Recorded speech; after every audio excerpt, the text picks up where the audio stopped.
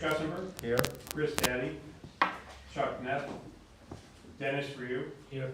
Megan Rockwell. Here. Greg Rosenblatt. Here. Sarah Stevens Morley. Here. Sean Kimball. Jeff Solon. Here. Anne Marie Cullinan. Here. Mark Ecke. Here. Adam Grifo. Ann Harrigan. Here. Anthony Perugine. Here. Samantha Rosenberg. Tim White. Thank you.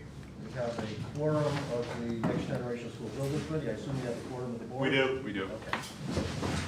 So, pledge of allegiance. To the flag. Allegiance to the flag of the United States of America and to the republic for which it stands, one nation, under God, indivisible, with liberty and justice for all.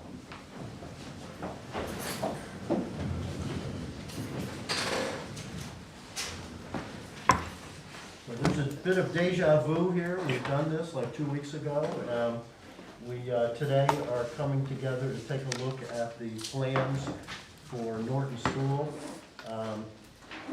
We are going to want at some point to discuss the completion of those plans as we receive some documents today from O&G on some things that need to be done. But I would like to turn it over first to Tecton to do an overview of the plans and specs at this point, and then open it up to both the Board of Ed and the committee for any comments or questions. So, Justin, you take it. Thank you, Mr. Chairman, members of both committees. Justin Hopkins, Tecton Architects. It's good to see everyone again this evening. As Richard mentioned, this is a very similar presentation that we had 2 weeks ago for North End. With me tonight, Jeff Brzezinski, principal at Tecton. We also have Craig Raza, our mechanical, electrical, plumbing, fire protection, security, IT, stop me when I run out of AV, from Kohler Ronan. And we have Ryan Squirtoro, who's representing Dinesh for civil engineering, landscape architecture. So as we went over at the last meeting, where we discussed North End, just these are the project stats, project summary for both projects, focusing on Norton. Very similar student population, K-6. We do not have the pre-kindergarten program here, so that accounts for the modest reduction in students, student enrollment, and size of the building and overall project budget. Reminder of where we are on the schedule. We've gone through schematic design, design development, and construction documentation. So here we are requesting the approval of what we call the phase 2. Phase 2 of 4, general construction portion of the project. The idea is that we will go through our PCR meeting with the Office of Grants Administration with the intention of bidding through the fall and having our groundbreaking ceremony in the middle of December. So just as a reminder of the collaborative process that we had, similar to the North End, for Norton, our working group sessions for schematic design, design development, our visioning, think tank visioning sessions, and we always liked, at our project thresholds, we always like to read our think tank mission statement, very similar to the one that was developed for the North End. With respect to this project, we're doing this for everyone who's here and everyone who's coming next, so that they can grow as a learner in a space that is fun and safe for mind and body, and ultimately feel like they belong, are safe, supported, and welcome. Thank you. You would think I would have that memorized by now. So as I mentioned, this is phase 2 of 4. Phase 1 was our early procurement and site enabling portion. A few months ago, we were giving this presentation just to discuss some of the purchase of the long lead items, as well as the site enabling, specifically the Sharon Drive access and the partitioning of the site. Phase 2 is most of the project.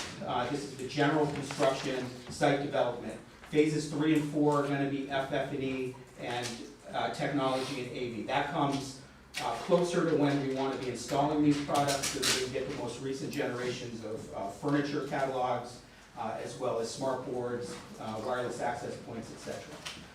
So as a reminder of the project at Norton, we're building the new school behind the existing school. So this is a distinction from North End, where we have a greenfield. We will be building the new Norton Elementary School behind the existing one. That is going to span this academic year and next academic year. So you see on the site plan, on both site plans in white outline, transparent outline, the existing Norton school. So that kind of shows you where we're building the new school in relation to the existing one. So the idea is we partition the site. We partition the site so that students can have their play space to the south of the school. We can utilize the Sharon Drive access for day-to-day operations for the new school. Build it at the summer break of 2026, June of 2026. Students move out of the existing school. That's the last time anybody is going to be in the existing Norton school. When students and faculty show up for August of 2026, they're in the new school. Over the summer, demolition will start, and there will be a brief phase where we're doing the site development while students are in the new building. So that was part of the sequencing and logistics plan that we had discussed when we were going through the phase 1 work. Reminder of North Brooksdale Road, our access. Currently there's one access. The new plan has two axes, one for parent pickup and drop off to the eastern portion of the site, the parent pickup and drop off loop, and the axes to the left is the bus pickup and drop off loop. Public and visitor parking to the right, faculty, staff parking to the left around that. We also have our service entry to the western portion of the building footprint. Playscapes situated to the north of the building, two multi-purpose fields, one directly outside of the gymnasium, one in the open space to the east. We, much like what we had developed and shown you for North End, we have 360-degree access around the building by sidewalk and structured pavers, so that we can get fire apparatus, emergency response vehicles around the building. We will also be maintaining our access to Sharon Drive. That will primarily be an emergency access. And here's just a blow-up of the new school proper. You can see our playscapes to the north, our cafeterias in this location, so we have some outdoor seating. Through discussions with faculty, staff, the positioning of the playscapes was very important, very critical to proximity for the cafeteria. Much like the North End, we have a courtyard that is not enclosed, but has access from the eastern portion of the site. And this will be used in a similar way that the courtyard at North End is used for outdoor learning, and just an additional outdoor classroom space. And again, you'll see our paving that goes all the way around the building. Our access, our service access and loading area directly outside of the cafeteria and the physical plant, so things like our transformer, our generator, our trash and recycling are all outside of that area. So just a quick axonometric to show how these things go together. This is the main level. This is kind of a bird's eye view. You'll see we have our gymnasium, kind of our public curriculum space. It's very similar to the North End. We're separating our small learning communities from the public curriculum spaces. It is a two-story building, so we are stacking our second floor of our SLC, small learning communities, to the eastern portion of the site, connecting them via a bridge on the second floor. So main level, main entrance through a secure vestibule, with our administrative suite as well as our nurses suite. All of our public spaces, media, gymnasium, music, cafeteria, all on the western portion off of what we call Main Street, two-story space that starts to engage all of our public curriculum spaces, our kindergarten wing, as well as some of our support spaces, resource spaces on the southeastern wing, our first and second grade on the northeastern wing. As we get up to the second floor, We have some instrumental spaces, visual arts, and the second floor of our media center, as well as our 3rd and 4th grade learning communities and 5th and 6th grade. View at the south entry. I think many of you, if you saw us at the Fall Festival a couple weeks ago, we had some of these images on display there, very similar to the images that we had been showing previously. This is looking from the bus pickup and drop-off loop towards the main entry. If we go on the other side of the building from the playscapes, looking back at our music rooms, cafeteria, and from the playscape. So this is from the northern portion of the site, looking back at the building. This is our entry corridor, what we affectionately call Main Street. Looking down at double height space, we have our media center to our right, gymnasium to our left. This is right on the other side of our secure vestibule. So the idea is that when you come in, you have an idea of where you are, where all pieces of the building are. You can see through, you can see natural light all the way through the building. And it's just a way to visually integrate all of the floors and wings. This is a view at the media center. So this is looking from the north back to the south towards the front of the building. We have our courtyard to the left. This is from, say, the circulation desk area, our Main Street corridor to the right, double height space, kind of similar to what we showed you at North End. So, in a similar way that we discussed how we started to provide some personalization of the interiors and the learning communities, we've created a narrative with the help of the district of touching on that woods and trails theme of the kindergarten being the Bunny Burrow, grades 1 and 2, that learning community being Songbird Meadow, grades 3 and 4 being Fox Hollow, and grades 5 and 6 being Nighthawk Nest. So the idea is from ground to sky, expanding horizons, and this is we'll credit Antonia for the poetry that's on the screen here. So the way that this works is we start to pull some of the iconography as well as some of the colors that start to personalize each space and define each of the learning communities. So you'll see we have our Bunny Burrow, our kindergarten wing, Songbird Meadow, grades 1 and 2, Fox Hollow, grades 3 and 5, and Nighthawk Nest, grades 5 and 6. I say 3 and 4, 5 and 6. And in terms of some of the visuals that we've worked with the district, at the entry we have a nice map of the neighborhood with some of these themes that will show up throughout the building. That ends up going to some of our breakout spaces where we're integrating wall protection with a graphic that kind of picks up on the theme. So it's doing double duty of being illustration that helps each child or each student kind of know where they are within the building, but it's also providing us with a wall protection, highly durable wall protection. At the breakout space, we're allowing areas for writable surfaces and interactive display boards. So at each learning community, we have the opportunity to break out and have a small group instruction, maybe bring a couple of classes together, or peer-to-peer instruction. So this is an example on the upper level in Fox Hollow where we're pulling those graphic themes throughout. So what we have here, same thing that we had last time. This is not, we didn't bring the same drawing sets. We have 2 volumes of drawings, and we have 3 volumes of specific project manual. So 456 drawings and just over 7,000 sheets of project manual.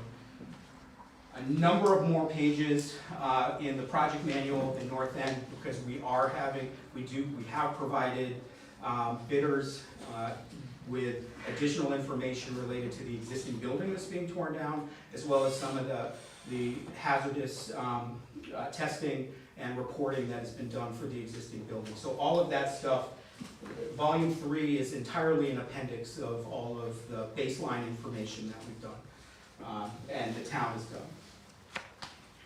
In terms of, so If you recall, when we met here for North End, we reported that we were about $1.3 million under budget. At every threshold, Norton has been tighter, because we are abating, we are accounting for some PCB removal as a bid item here. So we have added some, what we call add alternates into the bid documents.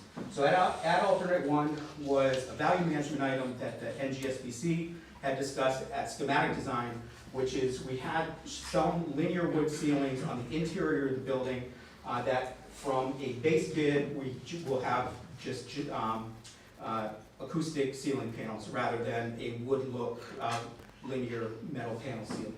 So our current estimates say that the base bid, the add alternate will be approximately $120,000.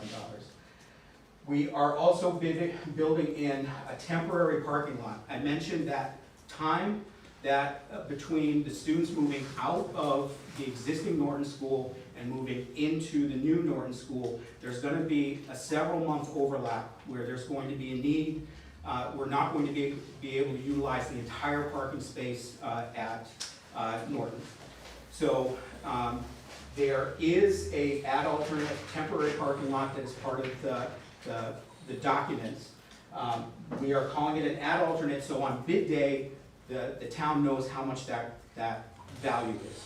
We think that we'll be able to encumber this, but for the purposes of demonstrating that we're on budget, we're providing this as an add alternate. So that is about a $400,000 item. So the important consideration when we'll get to evaluating bids is that this is a temporary parking lot for $400,000 that is going to be used for a few months at most. So part of the discussion is we know that there's a parking lot across the street that at this point we don't know what the disposition of that will be by the time we're going to need it. There may be the opportunity for the town to enter into an agreement there, which would be able to save this money, be able to put it back into the project. For now, it's in the project, but as an add alternate. Add alternates 3A to 8B are PCB removal and disposal.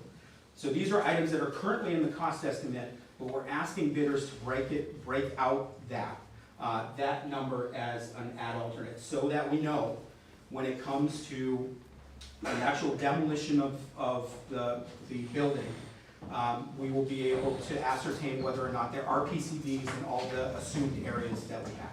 For now, part of the budget, well, it's a breakout cost.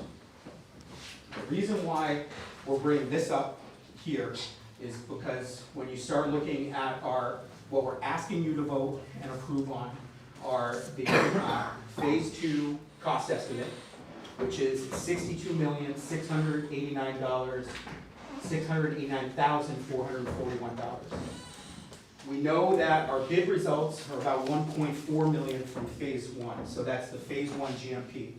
The current phase 2 of 4 estimate is this number here. When you add the phase 1 GMP and the phase 2 estimate, we're at $64,133,172.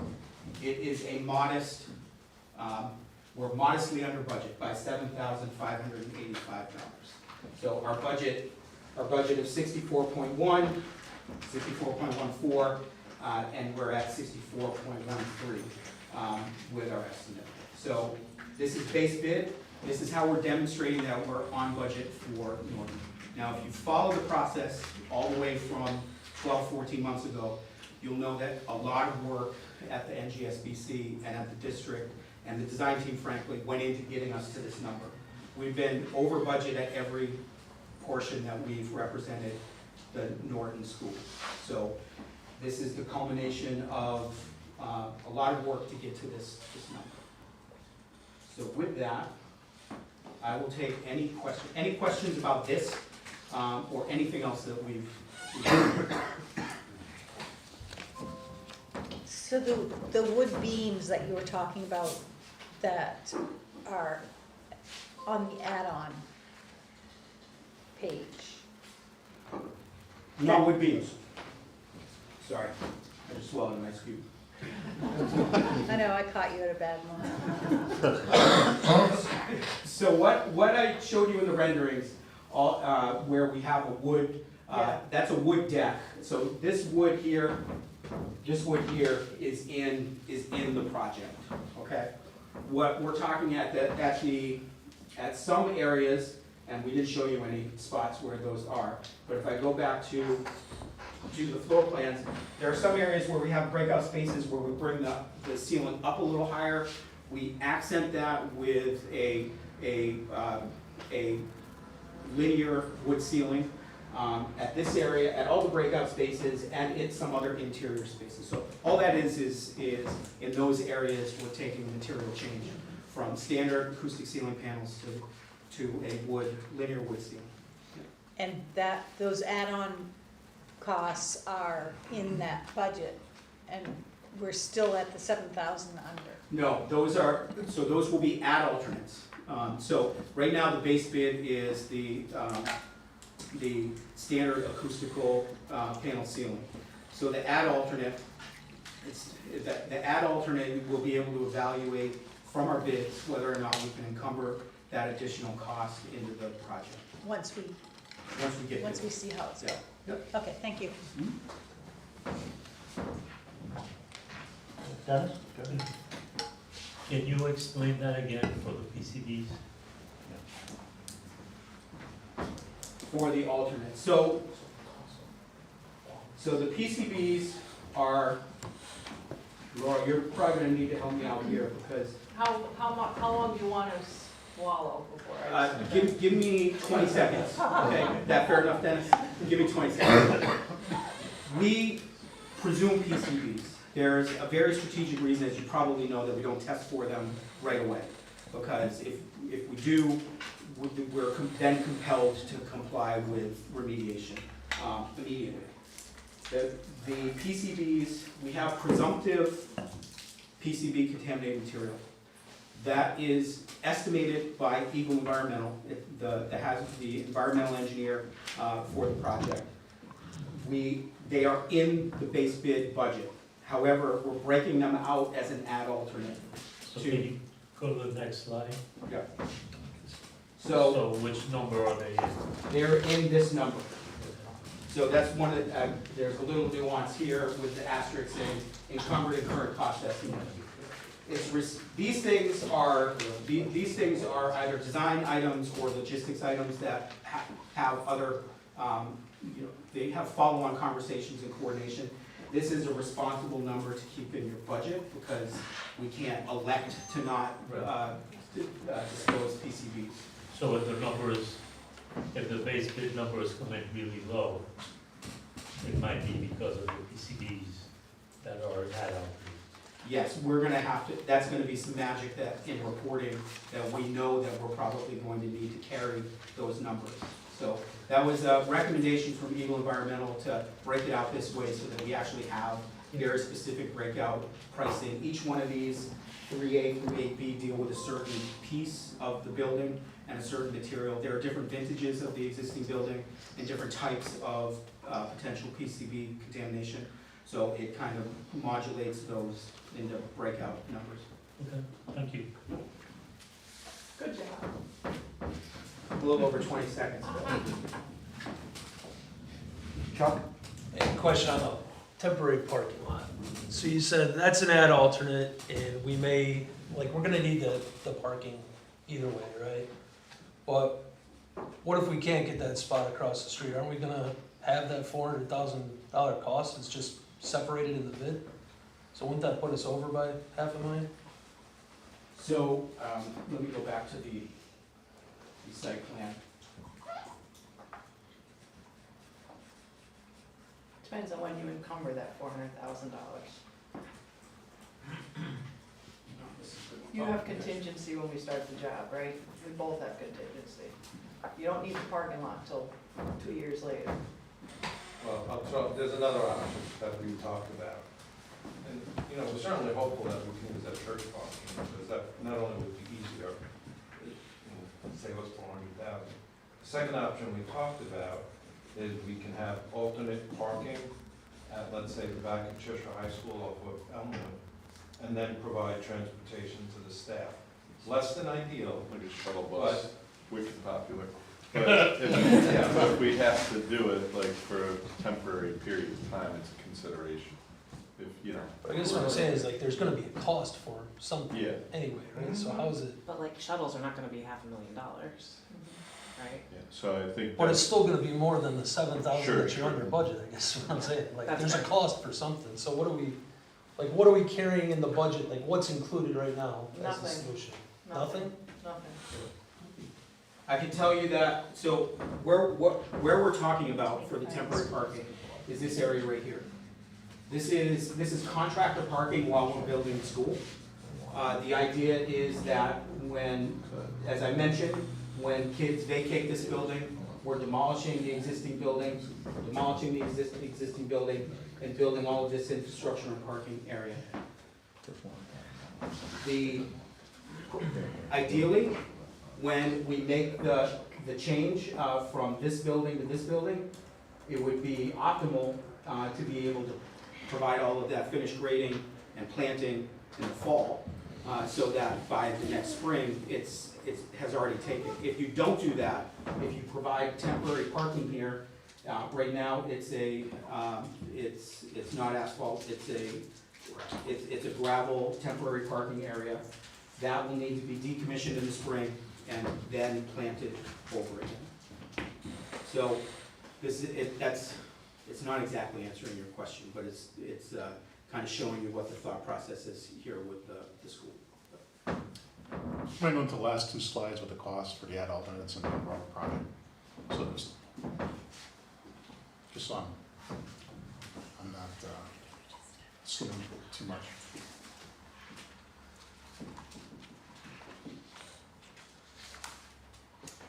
So ad alternate 1 and 2 are not included in their overall project cost at this point. Correct. So I think what Chuck was saying is, depending on what happens to the parking lot, we may end up spending $400,000 or some portion thereof. So why not account for the cost now, knowing that we're gonna, whether we encumber it day 1 or year 2?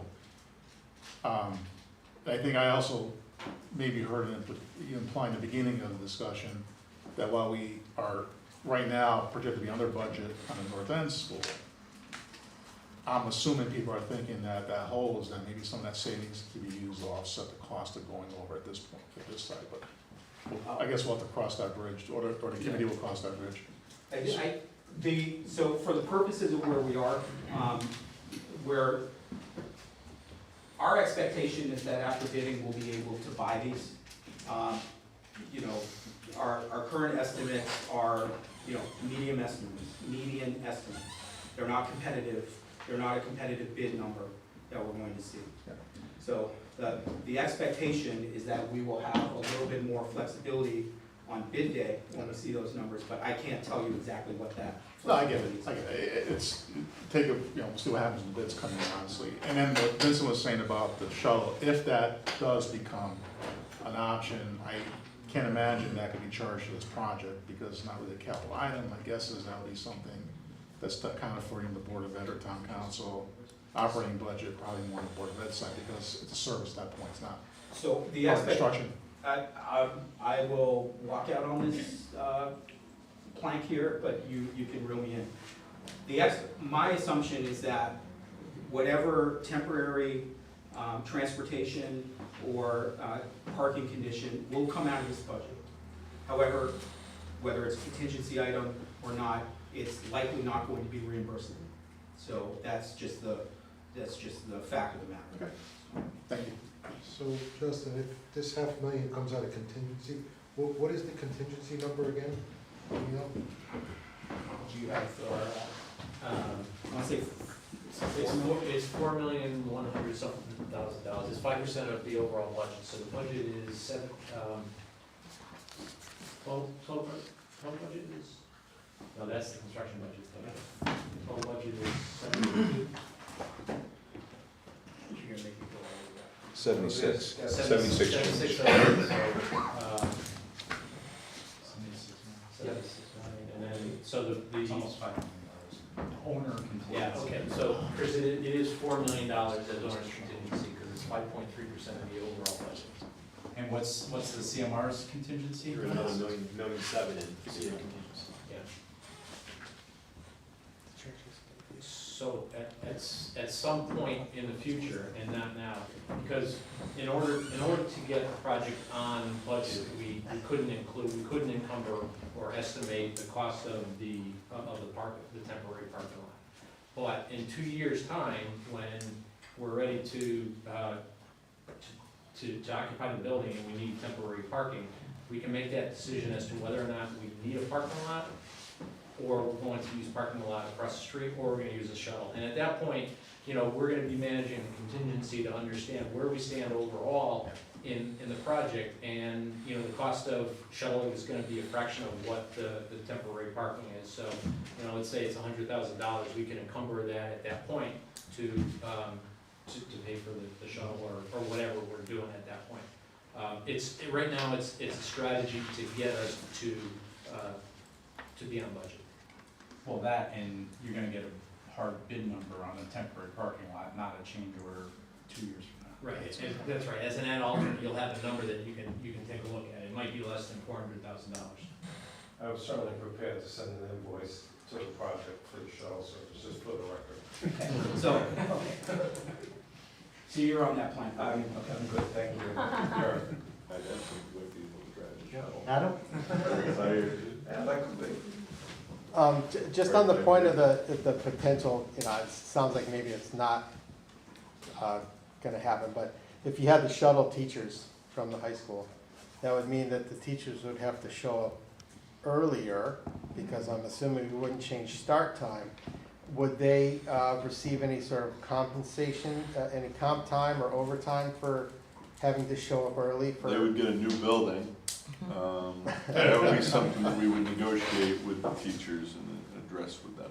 Okay, so that's, That's a TBD. okay. That's something that we. So that would be a have cost that in- would not be part of this budget. That would be something on our side that we'd have Yeah. to deal with? I would think so. Okay, And that would be an operating budget cost, but that right. would be negotiated a couple of years out, when we determine if we need that. We'll have a better picture of that probably, 12 months from now. Yeah. Okay. Can anyone speak briefly to our current relationship with the church, and if there's anything we can do? Yeah, we have a tremendous relationship with the church, but and not just the school system, but the community as a whole. Yeah. We met with Father Rowlands. They're in the process of, potentially putting that on the market. They were waiting for an estimate to come in. So Lynn and I were there with Sean Kimball 3 weeks ago, touring the property, taking a look at it. I know that they're looking to potentially sell that. Oh. So, it may not, for that purpose, it may not be available. Yeah, so there's stuff's Maybe, who knows, stuff's up in the air. Right, yeah. Yeah, A thank lot of you. unanswered questions, which is why I think it's an ad alternate. Yeah. And like, Jeff was just saying, if you can bid on it, maybe you can put it out to bid, you get much better numbers down the road. Okay, thank you. Other questions? Okay, I'd like to get into the present status of the plans.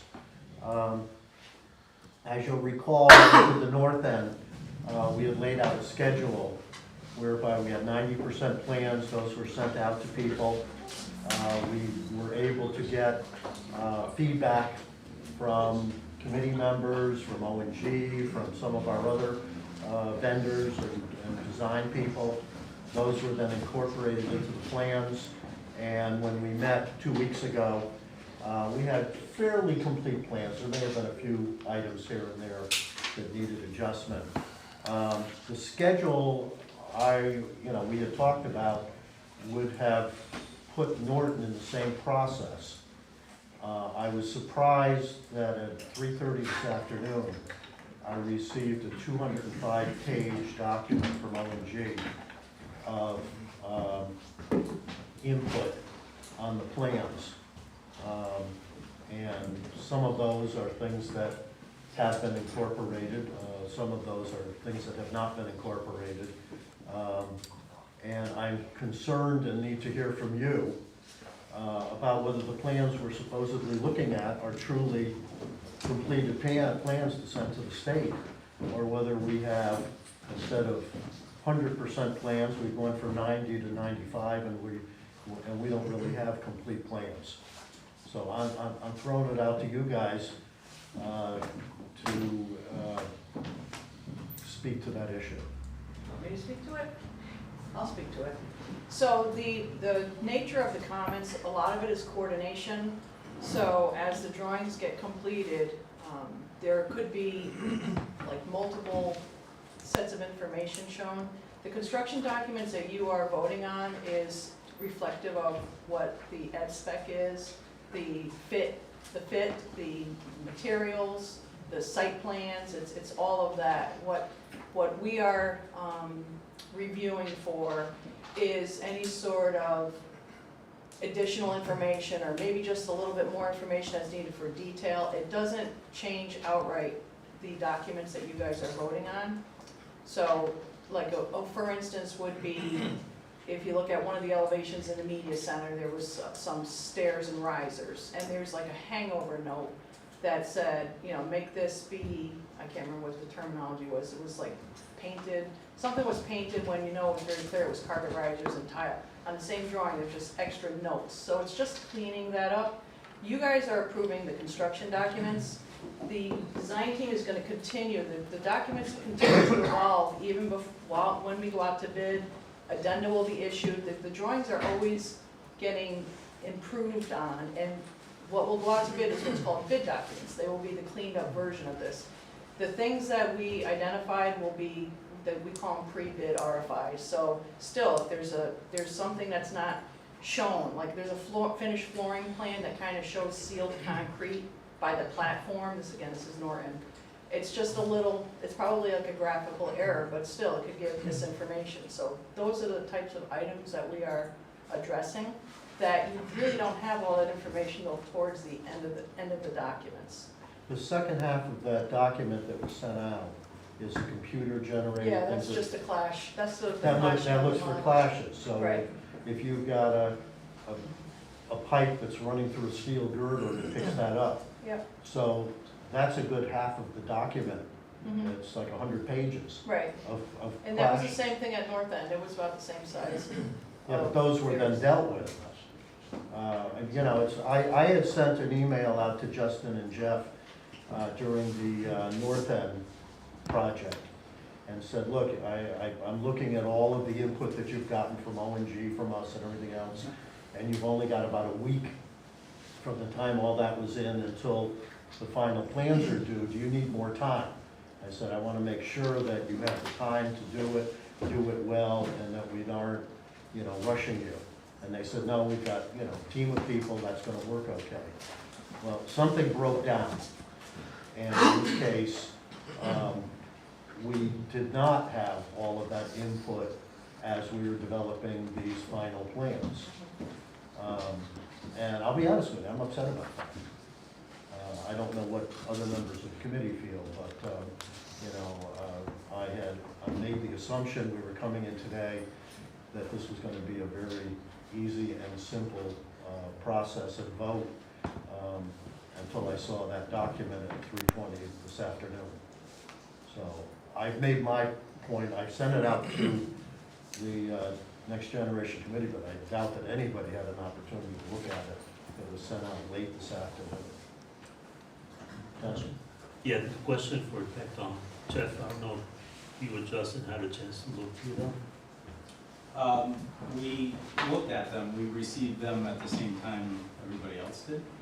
A couple points that I would like to make, and then Justin, you can, I guess, clean up my comments, but, the comments, I'll say a number of the comments that were listed already as closed. They were looking at the set that you all looked at and gave your comments to, that we addressed, so, and that's in the set that's here tonight. And then the clash detections, so they're looking at a set that we all gave to you about probably a month or so ago. I don't know the exact date, but it was a while back. Obviously. So they were looking at that set. Obviously, we've come a long way and addressed all of the other comments that we received on a timely basis, the structural, the commissioning, and all of the open items log and all of the owner's comments that we received. So I feel confident in the set, that it's a pretty tight set. I will admit no set is gonna be perfect, and we are certainly gonna get bid RFIs. That's why we set up the bid phase to issue addendums to answer all the questions, because when you get, instead of, 50 people looking at it, you get a couple hundred people looking at it from a bidder's perspective. They see it through a different set of, different lens. So I'm confident, as long as, and our entire team's confident, that we have a good, tight set of documents. There's gonna be questions that we're gonna have to answer. There's gonna be revisions to the documents that we're gonna have to issue. And I know a few folks on the building committee are in the profession and realize that. So, I question the timing of the list that we received, but I'm confident in the set that we delivered here tonight. Do you have Jeff. anything else to add? Jeff, just as a clarification point, I know you haven't read through the whole thing, but this isn't the first time you've been through this. Yeah. Do you anticipate in your experience something that would significantly affect bids? No, not significant. You also, please. Or the estimates, excuse me. No, not the estimates, no. The That's what I meant, scope, not bad, I meant Yeah. estimate, I apologize. the scope is defined, it's well defined. We, are there details that can be added or tweaked or modified? Maybe. You also have to keep in mind, that, and we are going through this now with North, and the state is, the project manager is gonna look at it as well, and look at all the comments, look at everything, and they're likely gonna have some questions or comments or clarifications that we may need to make too. So through my experience, and I've been doing this, a while now, this is kind of normal course of action. I'm not concerned. I'm a little concerned about the timing of how it was delivered, but I'm absolutely confident in our set and the set that the consultants delivered to us. Can I ask O&G why it came in so late and why we weren't informed that we weren't able to meet the deadlines we originally established? That was all on me. I just didn't get it done when I needed to get it done. I have myself and we have our BIM coordinator, he was on time, the MEP kind of coordinator, the one that did the MEP reviews, and myself. I just didn't get it done when I needed to. Had I known that we were gonna have a timing issue, as I said at the first school, I would have just suggested that we delay this vote by a week or 2 weeks. And I know that would, cause some issues in terms of getting up to the state and maybe, getting out to bid on time. But right from the beginning, I said that I really felt that I wanted these documents to be as complete and error-free as possible. Right. It concerns me that we are going to have, if we approve them tonight, we are going to have a lot of changes that have to be made. And I didn't count up in that 200-page document just how many changes there are. A number, as you noted, that are closed, but there are a number that are highlighted in yellow that are things that need to be looked at. Many of them very minor, but I didn't have the time to look through 200 pages of stuff to get a sense of just how detailed it is. Dennis, you want to share your comment that you just made to me? I'll second. I'm sorry, I didn't want to put you on the spot. Thanks. You are an expert in this area. I would side with Tecton and say that this is pretty much par for the course at this stage of the game, particularly in school construction. I'm sure there's probably going to be more changes than these as part of the pre-bid RFIs that we're going to find through the project. So I'm not concerned about The issue of the lateness is something else, but the issue of type of comments, I'm not worried about. No, it's definitely something that we should have communicated with the committee on the status of that report and had gotten that out to you earlier, without a doubt, so. So, thank you, Dennis, for saying that. That was my question, which is basically, I'm trying to put this in terms I can understand, which is, does this fall outside the scope of normal work? You said it doesn't, so I'm okay, comfortable moving forward. My only question is, the timing, does the timing give you any pause that you want to delay a vote tonight? No. No, so you're okay with that? For anybody who's watching the Board of Ed meeting, Dennis, you're a professional architect, right? I mean, this is your space, even if it's not, have you ever done school construction before? A lot? Okay, so this is your For space, us. just for people who are watching at home, basically. Yeah, So- the high school, And Dennis is, on the building committee, so, I'm comfortable, I'm not thrilled, but I'm comfortable moving forward based on Dennis's feedback. Other comments? Chris? Just to Tecton, we have the same design team for two schools, and you got comments from the same people a few weeks ago for the other one. Did the O&G comments on the other school, was there anything earth shattering in there that you would expect you might get here again to affect the estimate? We just did it. It's a different school, but there's some subtle differences, but in general, same design team, same engineers, same architects, same site people, so. So to answer your question, I was asking Ryan before, the civil engineer on Norton.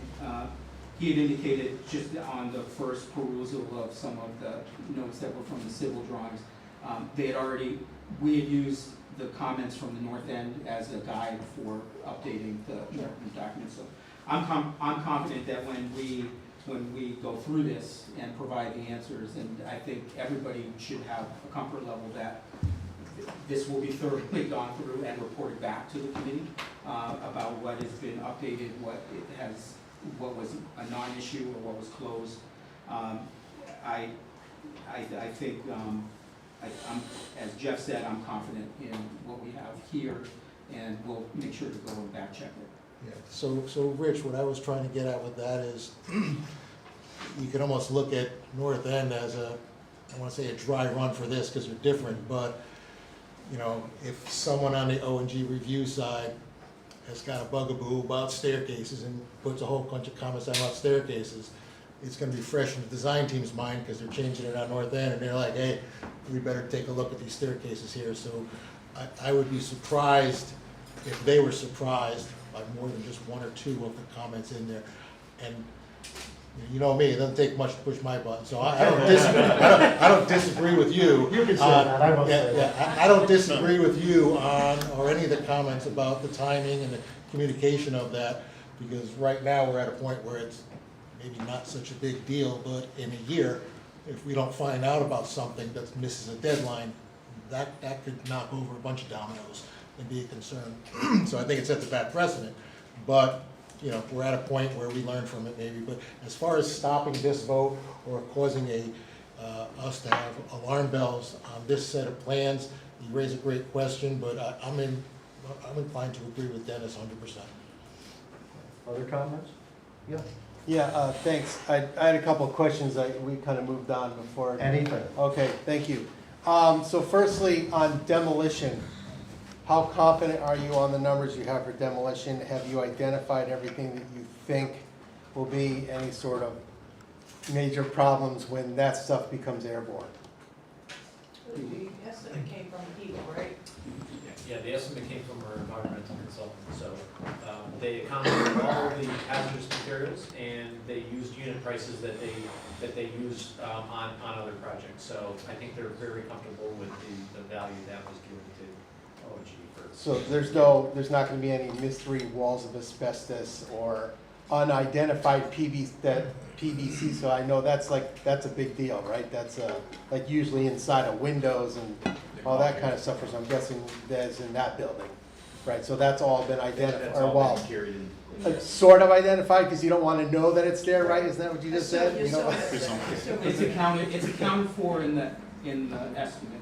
Okay, And I will say, I'm going to give you well, there's over $2 million of the budget is demolition and hazardous materials abatement. So it's a healthy number. okay. Wasn't it reported that the caulking around all the windows was replaced within the last 10 years or so in Norton? Yeah. So that is something that they haven't taken into account yet. But so there that- are other things, Yeah. you know, in building that age. Yeah, but just, that made me feel better Yeah. about the We PCB had- conversation. That is good to hear. Right. Because I was Yeah, we like- replaced windows, you know, they're all Yeah. the blue windows. The other windows we didn't replace were the back portion of the building, which is newer, the one in the original building and the gym. But the rest of the building, those windows were replaced in 2010. I think we're still, oh, Chuck, go ahead. You didn't Aren't you finish. more? Yeah, and a couple more, but, so, in the, drawings, there were these dots on the left-hand side of the building. Yep. Are those wells? Those are geothermal wells. And they're under the loading area? Yes. Yep. Is that good? Because on the other, all right, because, well, I mean, on the other building, they're sort of just out in the field, kind of like out of the way of stuff. Well, we got But this some in is the like, now field you can here, have so- load over Right. these wells and, You want to take? I'm not issued, the wells are down 5 feet below surface. oh, they are, okay, so there's not like a You won't see any. regular well where you have like a wellhead above ground or You don't even know whatever. they're there. Okay, all right. Not right now, I can't afford it. And so the system is the same type of system as in the north end, it's the hybrid system, same kind of thing, or is it? Same system, same type of approach, yes. All right, great. And then lastly, I know, was it a year ago, this project was like 10 million over budget or something like that, if I recall. So what types of things did you have to rework to get to $7,000 under? In a nutshell, obviously. Yeah, well, some of that is the market kind of coming back. When you start a schematic design estimate, 10% of your cost is just accounting for design contingency, and almost 10% of the cost was accounting for escalation, presumed construction escalation. I think our escalation percentages have gone down as we've gone through the project. We're currently about at 6%. We discussed with the NGSBC at SD and DB some things like we had more hardscapes that were and more expensive hardscape materials that were in the SD budgets. We had a more expensive roofing system that was in the SD budget, and we discussed the value management items to go to asphalt shingles in our pitched roof areas, EPDM at our flat roof sections. Well, I think a major portion Was the mechanical systems. Yeah, the mechanical systems, the hybrid system that Craig spoke of at the last meeting was one significant area where there was savings. And then frankly, there was just some smarter design choices, smarter ways to frame buildings that saved tonnage, steel tonnage. So there was ways to preserve the quality, the size, the scale of the space without having to, just be smarter about how we're gonna put this thing together. The one thing we didn't want to do was to hurt the educational program. So as we made cuts, we never went into the size of classrooms or, cutting the CAF, the gym, or, excuse me, anything like that. We always look for other ways of finding those savings. So a student in this school and a student in the North School are going to find classrooms almost identical, cafeteria, gymnasium, library, all those things are going to be very, very similar between the two schools. But the school will cost us a little bit more due to taking down the old school and some of the variances of working within this site. We did reduce our contingency also. That's We've right. been at 7%, we took it down to 5% in order to. Yes, that also helped close the gap, is moving money from the contingency to construction. So I'm just curious, in terms of like the contingency budget coming down, I'm thinking, I think we were told a couple of years ago it was like 8%, you're saying it's 6%, is that basically just related to inflation? Oh, the Escalation. The escalation cost? Which is that related to inflation? Yes, yes. So we see the headlines, Yeah. inflation's falling back. 3 years ago, that number was 12%. 12%, okay, the last time, Yeah. it doesn't surprise me, I remember 8% at one point. Yeah. Are Norton, solar ready, EV ready? Yes. Okay, and then Chapman, we have a species of special concern there, threatened species, is there anything like that in Norton? Because No, we're cutting down you woods. mean that, and we do not have a turtle habitat as part of this project, but no, we went through, as part of the DEP approval permitting process, it went through SHPO, historic preservation, it went through that, the same process. So none of those flags were tripped. So the pond is not getting restored there, the water basin, right? And then top The left. wetlands, you want to speak to that? Just- I'm sorry, is it getting what? My recollection is that's not getting restored, right? That No. was there when I was a kid, I'm just It's not curious. being touched, it's being maintained as is. Okay. And it looks like you're gonna at least try to keep those trees out front? I think they're beautiful old trees. Okay, thank you. Chuck, would you? And just back to the O&G list there, two things, a comment and a question. I looked through the comments, and a lot of the stuff looked like it was things that people bidding on it, the trades would ask for clarification on anyway. So I didn't see a major issue with the comments there. I think one was, a leader on one of the drawings was pointing to nothing, like clean that up. So I don't think the comments were bad. The clash detection, though, that's what I had a question on. When do you guys do the clash detection, and like, what did you guys do to resolve that, I guess, in all those cases? Because that's what would change structure or, MEP lines, whatever it Yeah, might be, well, so. well, first of all, that was done based on the August 8th, 7 weeks ago model. Mhm. So we'll go through and itemize each one of them. We do the internal design team clash detection at more recently.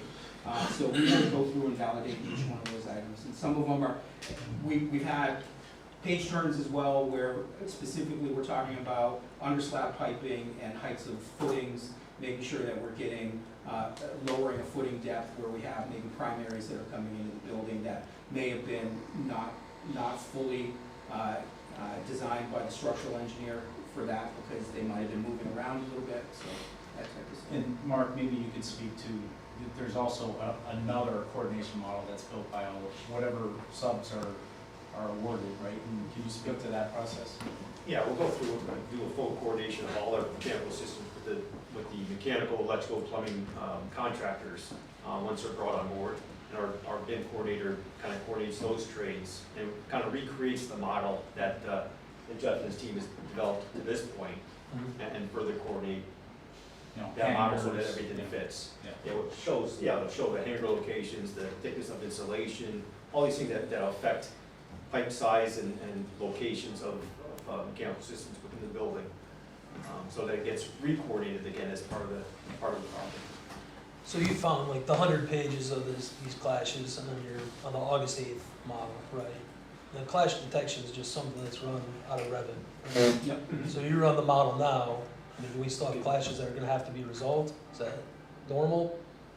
I mean, you kind of have to go through each one, because some of the clashes aren't necessarily clashes. They may be getting into clearances where like a pipe is passing a valve or something like that. So you kind of have to go one by one. That we do spend a lot of time with. But the example that was given, a pipe going through a beam, those are the ones that we coordinate with structural, mechanical, architectural. Like those shouldn't be, Those are should not going be there. there. Yeah. That's what I'm used to running, is like the structural ones, Yeah. that's what I understand. I can tell you a lot of those were done over the last couple of weeks. We've had to add some beam penetrations for some areas that you physically couldn't get through, but those were then added as part of our internal BIM coordination. So that's a continual thing that was done before these things go out. So a lot of those conflicts from 7 weeks ago have been addressed. Got it. All right. And that report is so big, because if you have one piece of conduit running down the corridor, and it hits same piece of ductwork 10 times. Yeah. Well, you get 10 different photos within this report that shows those hits, where we shifted the conduit over 5 inches, and you avoid all those hits. So those things do get cleaned up pretty quickly during the, our full coordination of the buildings. Thank you. Other comments or questions?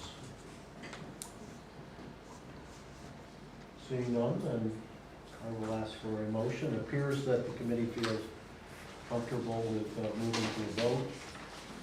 The motion in front of us is I move that the Next Generation School Building Committee approve the construction documents consisting of the final drawing set, specifications, and project manuals for the Norton Elementary School, State Project number 025-0102N, as presented and dated September 20th, 2024, and the professional cost estimates from O&G Industries dated September 16th, 2024.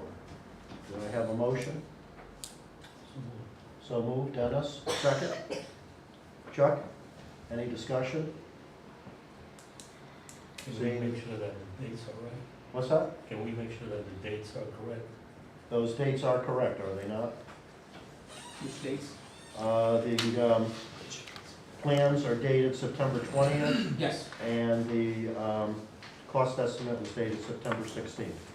It can't Yes. be before. The cost estimates can be before the plans. Can they not? The plans weren't final when you got the cost estimate. Right. What were you doing with the cost estimate on? I mean, that makes sense to me why they couldn't be. Rich? They have the same date for North End. I'm sorry? For North End, the plans and the estimate were It's the same day.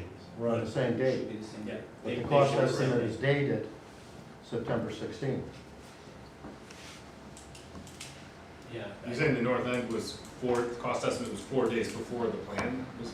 No, when you took your votes on North End, the dates were the same. It was. Yeah, those were the same. September 6th and September 6th. Yeah. But this is, the cost estimate that we received from O&G is dated September 16th. The plans are dated September 20th. Is that acceptable, or is that a problem? I think that the estimates that I got from Bruce just the other day had September 20th as the date for the estimate. Yeah, that's the state submission estimate that we're going over with. Right, so that should be what they're That's taking showing action. us on budget. Right, so that's what should be, what the committee is taking action on, is September So 20th. September 20th. We don't have that. I assume it's the same estimate that we had on the 16th? It's the same estimate. Laurel? Well, it just shows us on budget. It doesn't show the 7,000. It's, you're the estimate that was produced for for September 20th is the same as what's in your budget. So it's not $7,000 under. It's just And that's what shows we're on going budget. to the state with, All right. on Good. budget. But these people, You Do guys not have better a bring copy cookies of- at the next meeting. what's that? ONG, you guys better bring cookies at the next meeting. No, but these people who are voting on this tonight do not have a copy of that cost estimate, is what I'm saying. The cost estimate that we have was the September 16th cost estimate. You're telling me now there's a revised cost estimate of the 20th, which the committee does not have. Was it revised or was it just a confirmation of the September 16th numbers? It's just showing us on, it's just showing it on budget. It's taking that 7,000. So there were changes made. In the budget. Were there changes made from the 16th to the 20th? It's a different format, so instead of the So it's a construction. okay, it's a different budget It's that we showing don't on have. budget. Is the bottom line number the same? So the 16th is showing 7,000 under, the 20th is showing on budget. It's different. Yeah, I don't know what my annoyance I is know. showing. I feel Not the you. way we've I feel operated it. for the last I 2 get it. years, I'll tell you that. Have a Yeah. Snickers bar. All right. We have a motion and a second, but it sounds like that's gonna have to be changed. I'm okay with amending the motion to have both days the same. To change the date to the 20th Yeah. for the cost estimate. I assume I will get a copy of that? All right, we have a motion and a second. Any discussion? Are you okay with that change, Chuck? Yes. Okay. All those in favor? Okay, opposed? And?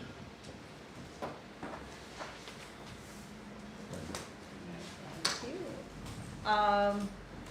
First I want to say, the NGSBC, thank you for all of your work, and it's clear tonight, listening to your comments and questions, that you're so thoroughly involved in this project that I feel very comfortable relying on what you all have been doing for the past 2 years. So thank you very much from the bottom of my heart.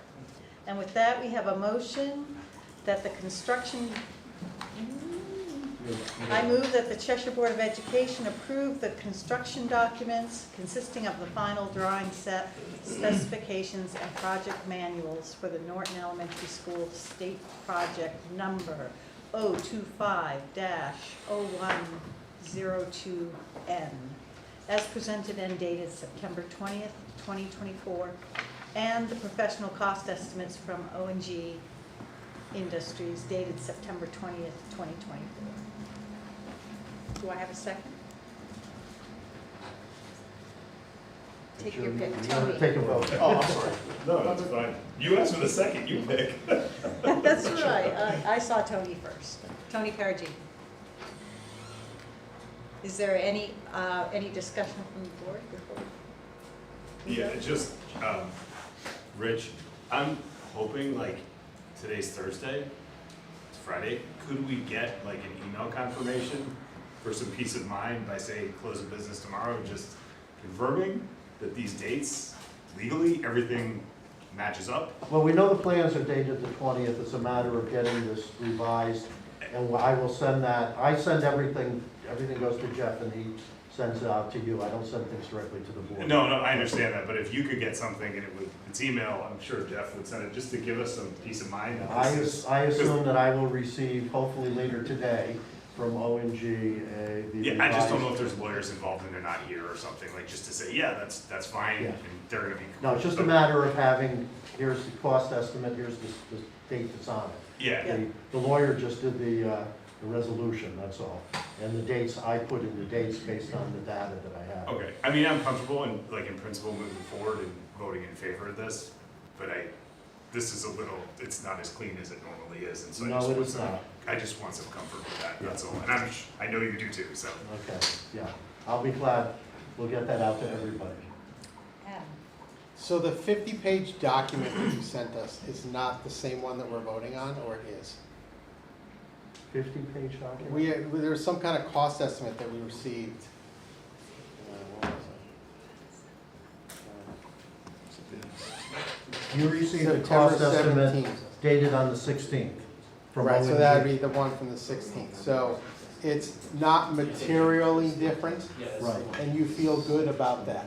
yeah, They just voted on I know. it's almost identical, except with some adjustments, as I understand it, to the alternates. Is that what you're saying? $7,000 difference. Yeah, Shows on budget versus on. yeah, just to make sure that it shows that it's on budget. So it's a minor issue in a multi-million-dollar project, but just to make it clean for the state, to show that we are on budget. And that clash report that still has to be gone through apparently will not materially change any of this. No. No, that's gonna happen. That's what they're throughout the saying. Yeah. That's not my area of expertise. So, yeah, 'cause I'm relying on people from my committee and So people from my that design team. clash, that's gonna be, that's a look from 10,000 feet, the whole project. As the project goes on and minor modifications happen, you're gonna run into little clashes and they're gonna have to adjust. And it's So just, this is sort of a fluid number anyway, right? I can't speak to that, but as far as the clashes go, they're gonna be resolved, but when you get into the field, you'll see certain things and you're gonna have to move things and adjust Yeah. clashes as you go. Yeah. So that wouldn't concern me at all. Okay. Anybody else? Then I will call the vote. All in favor? It's unanimous from those of us here. Thank you. And we have one more vote by the committee. I move that the construction documents as approved this evening by the Building Committee and Board of Education for the Norton Elementary School State Project number 025-012N be submitted to the State of Connecticut DAS OGA, Department of Administrative Services, Office of Grants Administration, for its written approval. Do I have a motion? Chris? So moved. Second? Greg? Any discussion? All those in favor? And it is unanimous. Very good. So you just need a motion to, I do. yeah, Did we do two last? motion for the Cheshire Board of Ed to Oh, adjourn. to adjourn. Do I have a motion to adjourn? Tim makes the motion. Do I have a second? Anne Marie, Paulina? All in favor? Great, we are adjourned. All right, thank you Thank you very very much. much. Thank you. Thank you. I will see you all at the dedication, or the groundbreaking rather. I'll bring my good boots. Get your shovels Yeah. ready. If you haven't been up to the north side, it's really interesting looking. Yeah. They've really regraded a lot of it, and you can see where the building is gonna be.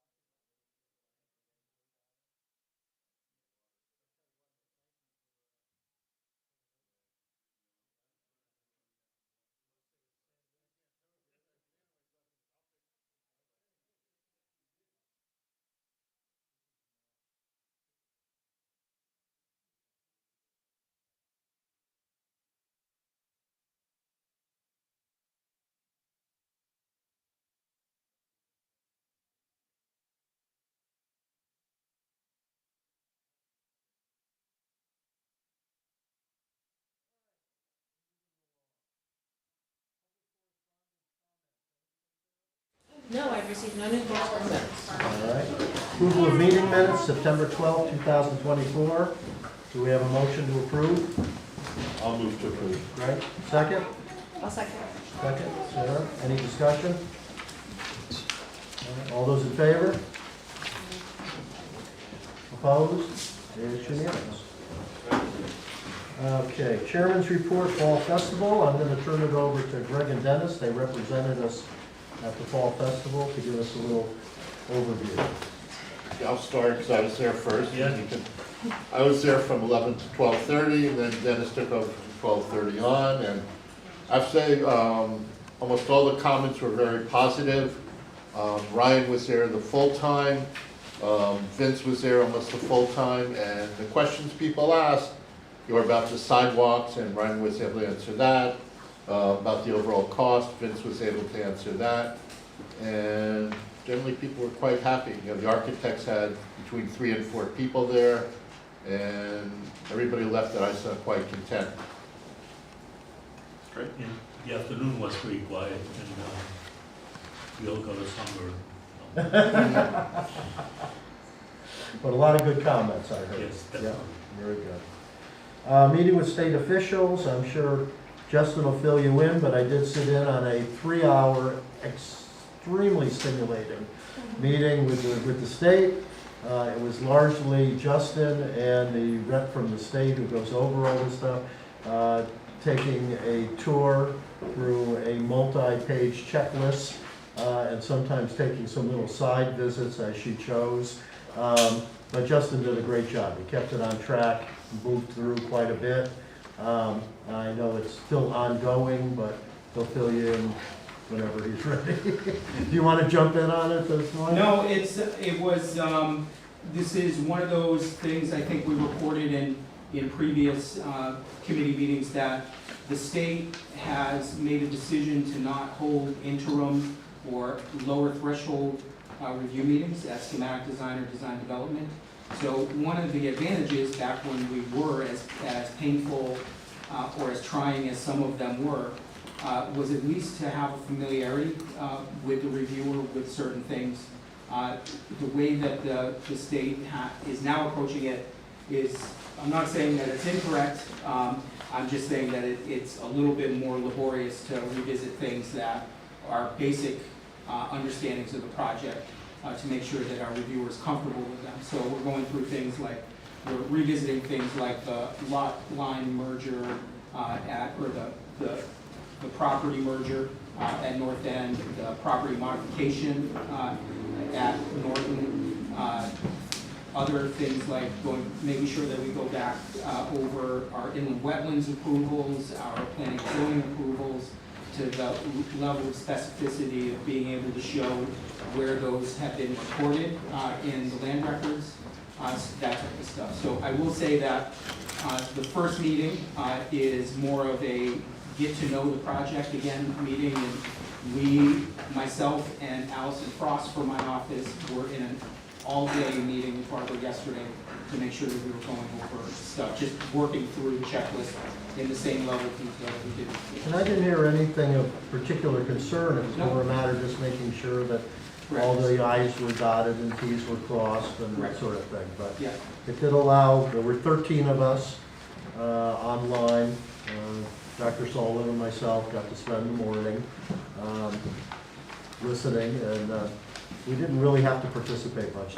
Justin and the design team really carried the ball on it. In fact, I would advise if you don't necessarily have to have your camera on the next one either. So, I noticed a number of people shut the cameras off. Yes. I didn't ask what they were Usually- doing at that point, but. Everybody's on camera for the first hour, and then you look up. Yeah, little by little, they disappeared. All righty. That's those 2 items. Financial procedures, action on submitted invoices. We have 5 invoices for approval tonight. All right. First one is for the new Norton Elementary School, Environmental Services, Eagle Environmental, $3,518.75. Do I have a motion? I'll make a motion. Chris, second? Sure. Chuck? Okay. Any discussion? All those in favor? Unanimous. Commissioning services, Van Zelm Engineers, $6,187.50 for the new Norton Elementary School. Do we have a motion? I'll make a motion. Chris? Second? Chuck? We're on a roll here. Any discussion? All those in favor? And it's unanimous. Commissioning service, Van Zelm Engineers for the North End Elementary School, $4,021.92. Do we have a motion? I'll make a motion. Chris? We'll stick with it. We got a team here. Any discussion? All right, all those in favor? Moving right along.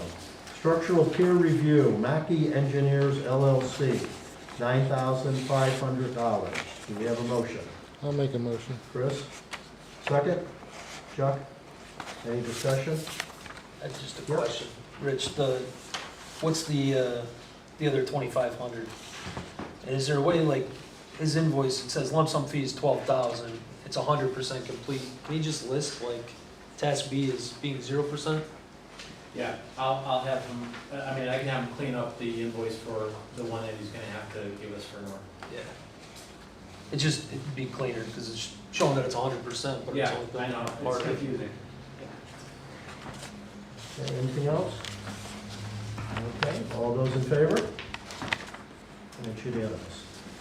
Construction services, O&G Industries, $620,246.86 for the new North End Elementary. Do I have a motion?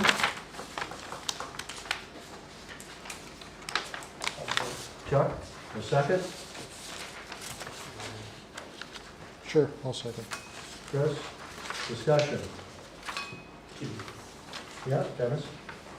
There's a lot of information in the document. Can ONG give us a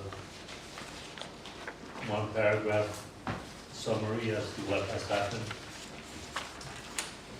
during the period that's covered by the requisition? Sure. When you guys do the monthly report, you will have all that too, right? Yeah, Dennis, are you looking for a verbal now, or are you looking for a written paragraph? No, the verbal is fine, Okay. just so that. Ryan, you want to get over to me? I can cover that. So, the requisition today for the North End is for Richards. The majority of it is for the Richards Corporation for their activities through the end of August. Those included the majority of the site work, stripping of the entire site of all of the vegetation, installation of all the erosion controls, the fencing, starting the development of the building pad. If you look into the backup of Richards' schedule of values, they broke out the labor and materials, labor and materials is a separate line item for the majority of the activities. So that is the billables for them for completion of the work through the end of August. It's not a complete billing of the entire site, even though we are complete now. We will be issuing an additional bill for the month of September for activities completed through September. There still will be some after that as we are doing monitoring into October of the settlement platforms. So this requisition, the schedule of values was developed by Richards, reviewed by ONG, modified. I requested some additional breakout. We then brought it to Tecton and reviewed it with the Tecton team. We were in agreement between Tecton and ONG of the schedule of values. And then once Richards did their actual billables, we then also presented that through our review, and then Tecton did their review of that, what it was billing for, and found it was in conformance with the activities and completion percentages of those activities on site. Okay, thanks. What's line item 101? Page 213? Which page are we looking at? Richards? That's the project management software, if I'm not mistaken. That ONG Is that what that requires their Billing. subcontractors. Yeah, the billing software, we have the three contractors carry in each of their contracts. Okay, thanks. Picture of, yeah. Anything else? Okay, all those in favor? Unanimous.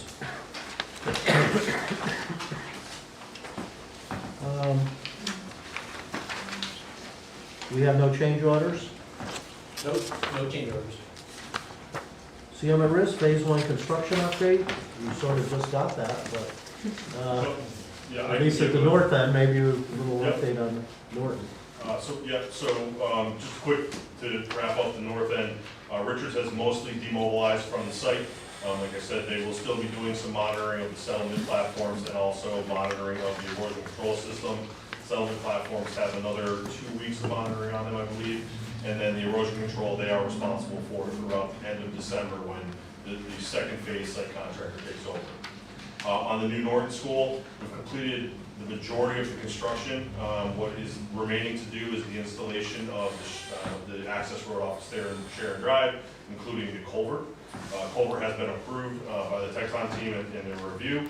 It has been ordered and is in fabrication. We're expecting that in early October. So I'm looking for, Richards has been in contact with their fabricator and manufacturer of the culvert and is going to be updating me early next week with the delivery date of that. They will be getting back on site from the Sharon Drive side of the site to start to prep that area. One of the comments that did come back from the design team was that we do want to do a geotechnical, the geoengineer is going to come out and test the bases of where the footings for this culvert are going to sit to make sure that the ground is, acceptable and prepared to receive this large heavy footing and the traffic that's going to go over that. That'll happen prior to, as I said, stated, all of that activity is scheduled to begin in the first or second week of October. So potentially they'll get on site at some point, maybe next week or the following week to begin prepping it, and then the culvert will come in about 2 weeks after they come in with all their prep work. Any other comments or questions? No? Okay. How are you setting the culvert? I'm sorry? How are you setting the culvert? They'll be using equipment, the large equipment, excavators and things of that nature. They won't need to bring in a crane, I do not believe. We're still working with them. They have not requested crane usage, so my understanding is that they will be using more than likely an excavator on either side of the stream, and they'll set it through lifting it with the excavators and setting it in place. How long does something like that take? They probably will be working back there for about a week to a week and a half. Site prep, I would assume. Yeah, so you're 2 to 3 weeks total for that whole activity, from site prep, installation of the culvert, removal of the cofferdam, and kind of establishing the area. And we wanted to make sure that the neighbors are aware before we go into start moving that equipment around. Correct, yep. I've been in contact with the neighbors, throughout the summer of this project. We have not had any communication, or very much communication in September, but we haven't really done any real activities back there. The only thing we did was we did fence that area off, so that was established. I will be in contact with the neighbors that once we get the established date. That was my agreement, obviously, with Olga, the neighbor who's immediately adjacent to this access way. And we will notify her. She's kind of taken on the responsibility of the neighborhood notification. She's been in touch with all her other neighbors, but I'm happily, we'll meet with anybody that has any questions on that and address any of their concerns. Thank you, Ray. I appreciate it. And then actually getting the culvert and the equipment and stuff back in there, there's no issue with that pole then, or the utility line? So they can access, we're going to come in from the Sharon Drive, so the main issue with the utility line is the guy wire that holds the utility pole up. We are in the process of getting those utility poles moved. Frontier, when I spoke to them either end of last week or beginning of this week, was planning on being out within the next 2 weeks, they told me, to relocate their poles. Once their poles are relocated, then Eversource will come out and dismantle the main large pole, and then that pole will get relocated at that time. We can get the culvert in, I've spoken with Richards about this, we can get the culvert in the access way that we have. It's just a matter of building the skirt for the driveway there that extends into where that guy wire is. So we need that removed for when we start accessing it in like December, to be able to make the turn in there with larger trucks and equipment. But to get the culvert in right now, we do not need that pole to relocate. Okay. Schedule update, Laurel? The only thing to update is the OGA, the Office of Grants and Administration. We did have the PCR meeting, a follow-up PCR meeting, and the schedule is showing the review to be done on or about October 9th. So the current target date for going out to bid on North End is October 10th. So it's we don't know if that's going to happen. Hopefully it does. But that's kind of the schedule where we're at now as far as. Can we turn it around that quickly from state approval to bidding? Yeah, we're ready to adopt. Yes, yeah, I ordered wage rates earlier this week. I didn't get them yet. Good. So we don't know if we're on schedule with that, going out to bid on It's beyond October our 10th. control, there's not much we Yeah, can do. but hopefully we can stay on schedule with that. Any comments or questions? All right. Rich? I'm sorry. Inflation Reduction Act. We had tried to get some info on the Inflation Reduction Act and CLA and a timeline of some sort, because the town council had been asking about that. Right. So I was in communication with one of the principals from CLA. He is assigning a staffer to this project. Apparently this person is a mechanical engineer, so he'll be reviewing the drawings.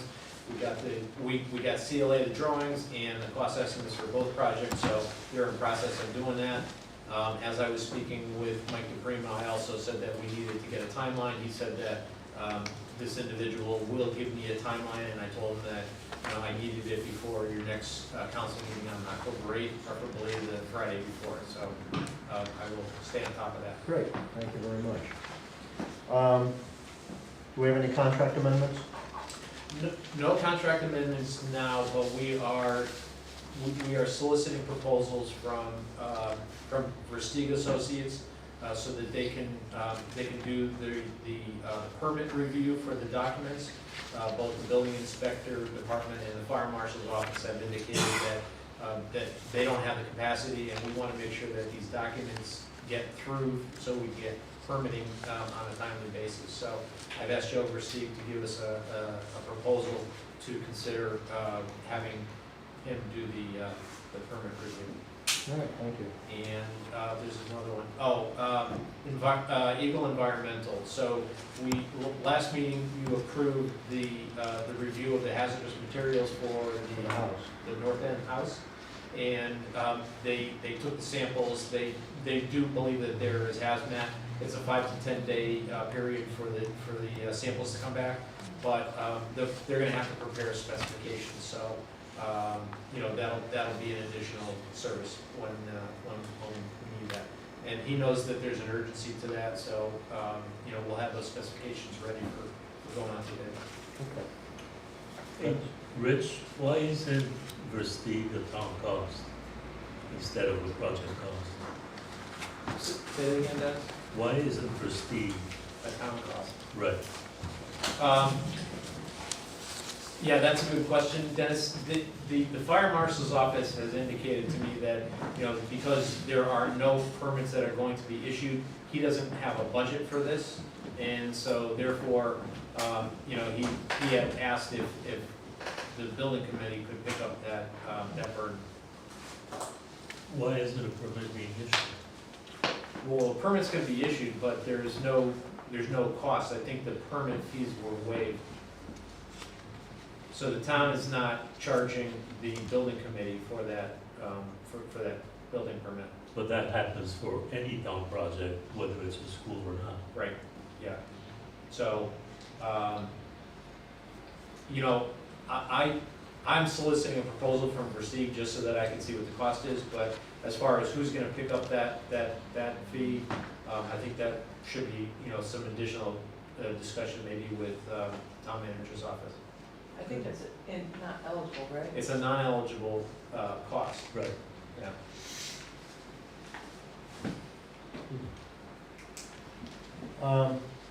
Open item, there really isn't anything No, different on it. there's two items. One is the one that we have been tracking for a while now, and that has to do with the builder's risk policy. Vin had given me a form. I'm actually starting to fill out that information, Vin, so we'll have that ready and in place so that when we do break ground, we'll have a builder's risk policy in place for both North End and Norton. And then the second one is something we were discussing here previously, which is the status of the temporary parking lot. So that's something that we're gonna defer for, for a couple of years, frankly, a couple of years. But it's something that probably needs to have an answer by July of 2026 as to whether or not we're going to put a temporary parking lot in, or we're going to shuttle the teachers, or we can use the church parking lot. So, and there could be another solution that we're not thinking of yet. But that's something that we'll track, and we'll just, we'll keep it on the open items until we need it. Tecton, Justin, you want to? Okay, so I did hand out some hard copies of just some, more or less some paperwork for everybody to put in their files. The team has been hard at work pulling together, or responding to our initial PCR with North End, pulling together the final documents for Norton, and pulling together the PCR checklist for Norton. Thank you. Special thanks go out to Jeff and Vin and their teams for having some dexterity when it comes to, hey, we need this superintendent signature here on this form. They've been really good and great to turn those around. So a couple of things. We did receive finally the code modifications for both projects. These are plumbing fixture code modifications. We received the one for Norton back in July. The one for the North End we just received yesterday. So happy to report that both of those have been approved. As we mentioned, we are conducting, going through some light CA work as evidenced by the payment application that you guys reviewed today. So submittal reviews, Ganesh has been out in the field. So that has been going on for both North End and Norton. As indicated on the North End, the thing that we're really looking for now is monitoring the settlement platforms. I would like to see a couple rainstorms come through so that we can have a little bit more comfort in the settlement. But it's raining now. Hurricane hitting Florida as we speak. Yes, I know. I don't know if it's coming up this way. Yesterday, yeah. So as I mentioned, PR submission follow-up for North, PCR submission follow-up for North End. We got through a lot of the paperwork issues yesterday with our reviewer from the state. We received an update yesterday late afternoon that indicated some open items that we knew about that we will be following up over the next week. As we mentioned, we're developing the checklist for the PCR for Norton, anticipating that meeting next Wednesday. Likely a very similar process. We would like to resolve everything on our end for the North End by next week's meeting. We just think it would be ideal to have kind of a clean slate when we get in to Norton. Sole source, we finally got some remarks regarding our sole source request for door hardware access control and fire alarm.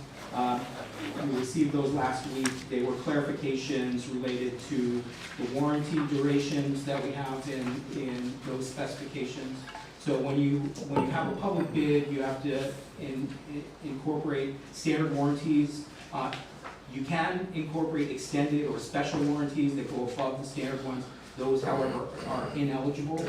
So we typically in our specifications provide the standard warranties. So there were some questions from Kermit at the state who asked about whether or not these were standard. We revised the specifications, I issued them back to Kermit this morning. So that we will be tracking that because that needs to be in place prior to any approval of the bid. We listed our meetings that we've held, number of meetings. This goes back the entire month of September, so it covers the Norton cost estimate reconciliation meeting. We continue to have our standing consultant coordination meetings Thursday morning. We referenced the Cheshire Fall Festival and North End PCR meeting. So we're continuing to attend these and make sure that we're communicating with all of the members of the design team. So as far as the attachments that we've included, and we don't need to go through these line by line, but I can answer any questions that you may have. We have the first three are the North End plumbing code modification approval. We have the received third-party code review acceptance, and we have the NGSB comment responses. Those have been communicated digitally in the past. We're just providing them for record here. We also have the Norton plumbing code modification, the Norton third-party code review response. We anticipate getting the acceptance from Versteeg by the end of this week, and also issued on Monday the NGSBC comment responses. So those comments more or less took the place of the open items log, frankly, and I think it was a more efficient way to kind of answer them and provide the answers to them. So, other than that, not much has been going on. Any comments or questions? No, I guess you did such a wonderful job, they're all set. All right.